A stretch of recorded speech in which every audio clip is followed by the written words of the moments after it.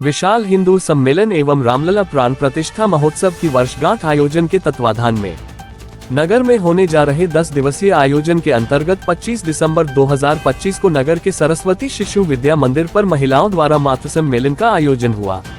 आयोजन की अध्यक्ष वैश्य महासम्मेलन संभाग प्रभारी कैवल्य दौलाज आश्रम की अध्यक्ष मैतवाल केंद्रीय कार्यकारिणी अध्यक्ष श्रीमती संगीता शर्राफ का मार्गदर्शन प्राप्त हुआ।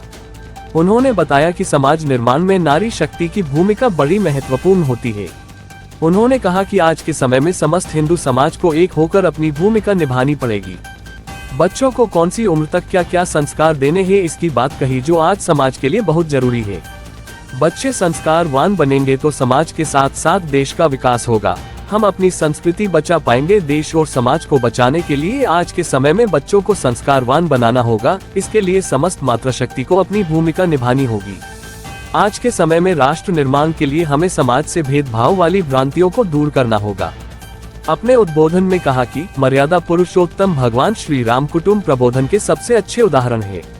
रामायण की हर चौपाई हमें जीवन जीना सिखाती है। भगवान राम ने भीलनी के झूठे बेर ग्रहण कर समाज को छुआछूत से दूर रहने का संदेश दिया।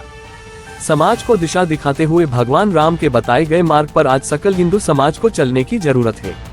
समाज को संगठित होकर ही चलना होगा। जब समाज संगठित होगा तो राष्ट्र सुरक्षित होगा। राष्ट्र की सुरक्षा सुरक्षित होगी तो भारत राम राज्य की कल्पना को साकार करेगा। इस अवसर पर मुख्य अतिथि छापीहेड़ा थाना प्रभारी संगीता शर्मा के साथ विशेष अतिथि एडवोकेट सुश्री मंशाली टांक एवं समस्त मातृशक्ति उपस्थित रही।